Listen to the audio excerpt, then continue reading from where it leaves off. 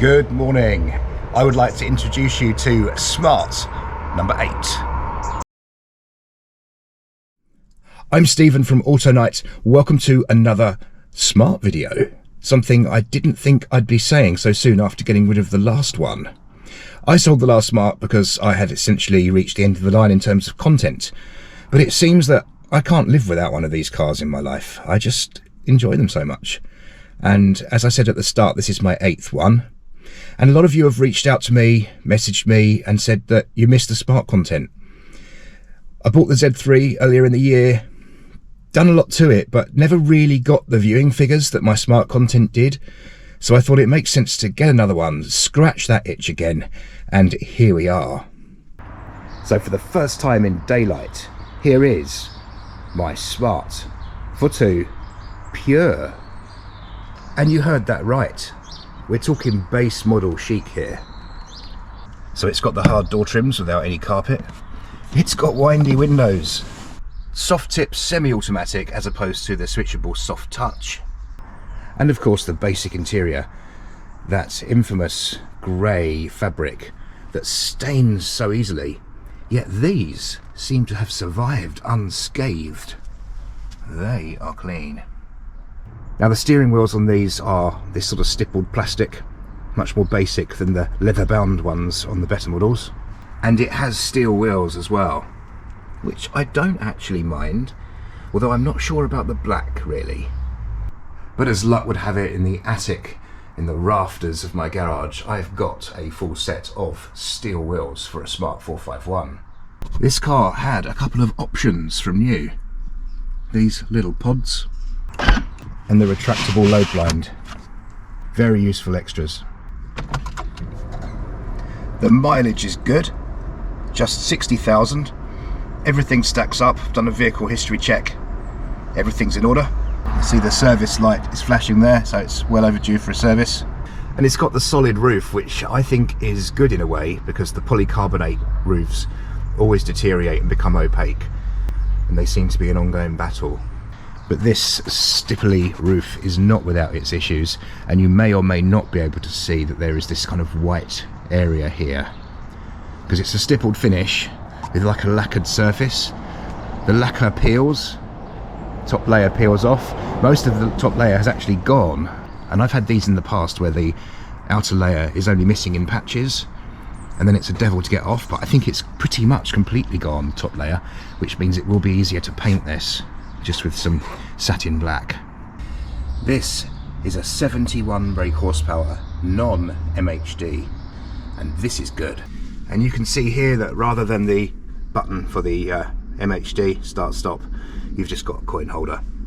These basic Pures were available with a 61 brake horsepower or a 71 brake, and I'm pleased this has got the bigger 71. So we've got a black Tridion and silver panels, and I like the fact that it's got the contrast there. I always think when it's just all black or all silver, it can be a little dull, and I often toyed with changing the panels on my last Smart so it wasn't all silver. So this is good, this is quite welcome. A little bit of body damage on this wing. You'll see here it's split. I think there's evidence of some old filler in there, so maybe it got repaired and then it happened again. So I will be in the business for a new offside front panel. Apart from that, bodily doesn't seem too bad. Note the black covers here on the door mirrors. Again, another Pure feature. These would be painted in body colour if it was a better model. So that's it. Not a bad looking machine on the face of it. But, and there is a big but here, I bought this car as a spares and repairs car because it has a problem. And when I called up about this car, it almost seemed like a deja vu because it's got shifter issues. Now, because this is a soft tip model, you do have to take care of the gear changes yourself. Although it doesn't have a clutch, you still need to make the gear changes, or at least when you're changing up. Because if you forget to change down, it does it for you. But if you let it do it for you, it seems to miss gears, it throws itself into neutral, and then you have to go through a reset procedure. which I've detailed in my other smart videos. Essentially, you put your foot on the brake, put the ignition on, and wait. And then you hear the clutch actuator going through a reset procedure, lots of clicking and clunking. And then that gets it moving again. So it's not a total breakdown situation. But I was told by the chap that I bought it from that it needs a new clutch. It's been diagnosed. And when I drove it around the lot, it was very obvious to me that there was something wrong in the clutch area, because there's a lot of noise. There's like a rumbling and knocking noise coming from the clutch bell housing. And I think the springs on the clutch plate are breaking up. This is what I'm thinking. So I've taken a chance on this car. It didn't cost much. And I'm going to have to whip that gearbox out and just see what it needs. I've seen a Sachs clutch on Autodoc for just under 100 quid. I've also seen an oil leak under there, which is around the kind of bell housing area, which I think is probably a rear main oil seal, so I'll get the flywheel off and I'll change that at the same time, along with the drive shaft oil seals on the differential. So let's have a look under here. So we've got the little 71 brake horsepower, pretty standard smart Mitsubishi engine here. No horrors, no mayonnaise. Doesn't have air conditioning, and that simplifies things a lot, because the air conditioning systems on these are pretty weak anyway and often need attention. The only thing it does mean is that this Nordic creature will fry in the summertime. So all this will be out when I do the clutch. I'll get everything out of the way, get the gearbox out, take care of that. Let's start it up. You can hear it running.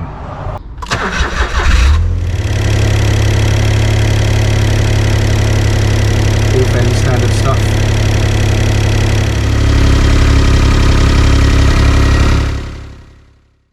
Now interestingly, you can't really hear the rumbling from that clutch area outside the car, but you can hear it inside. I don't know if this camera will pick up on this. I'm going to just stick this GoPro in the boot area and see if you can hear it.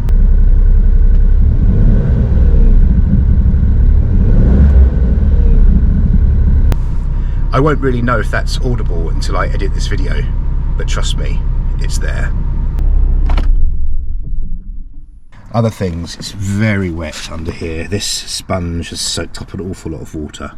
It's very damp. And it could be the windscreen, because it's not actually very well fitted. It's not the original. You can see here, Pilkington. There's a bigger gap this side than there is the other side. I don't think it was done recently either, because it's got evidence of delamination in the corner here. So it's very likely that this windscreen is leaking. It's very common. And due to the atmospherics right now, this is causing the interior to steam up quite badly, and that's on the inside of the windscreen. Let's have a look under its bonnet.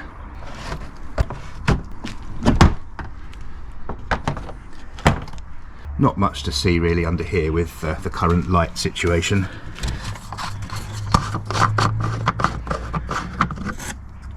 Nothing nasty in the coolant. And there's a little pop as I open that, so there's a little bit of pressure there. No evidence of any accident damage. Headlamps are all secure. Be interesting to note if the little drain system under here is all blocked up as well. I've got previous videos on that from my last car, where there were all sorts of leaves and things stuck in there. It can happen, and that can cause water to enter the vehicle through the heater. So that is an alternative diagnosis other than the windscreen. Naturally, I'll be investigating that. These levers lack resistance. They'll likely need doing as well. You'll note there are so many videos I've made on a lot of these things already, and I'm very aware that I don't want there to be too much duplication. We don't need to recycle content, but I will provide links to it where appropriate. This wedge that lives under the passenger side carpet, covers the battery, seems to be broken. This bit's snapped off, something's missing here, so I need to get a new one of those. It's a shame really, but just looking under this carpet, let's see what's going on under here. It looks like it's got one of these already fitted. I made a video about that too, so you can actually charge the battery without lifting up the carpets. That's pretty good.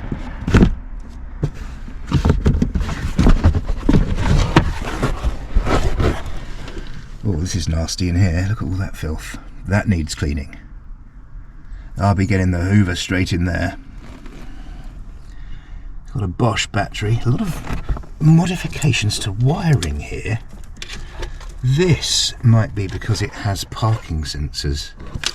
That's what I reckon this is about. Looks more like speaker wiring. But I'm pleased to see there's a fuse there anyway. Because if that didn't have a fuse and that went to ground anywhere under the carpet, that would be a fire immediately. I don't like these kind of connectors. I'll be taking care of all of this. And here are the parking sensors at the back. It's quite funny that such a tiny little car would have parking sensors, because essentially when you look behind, that is the end of it. You can see all the wiring in there for them. Something nasty and gooey there. So this is pretty much it. I wanted to show you this before I've done anything to it, before I've cleaned it, hoovered it, or fixed anything, so you see exactly how I bought it. I was up very early this morning, literally before it was light, and I just couldn't wait to get out here. I really hoped for a nice sunny day, and that's exactly what I've got. So I can set to work. I'm going to hoover this, clean this, and make it beautiful.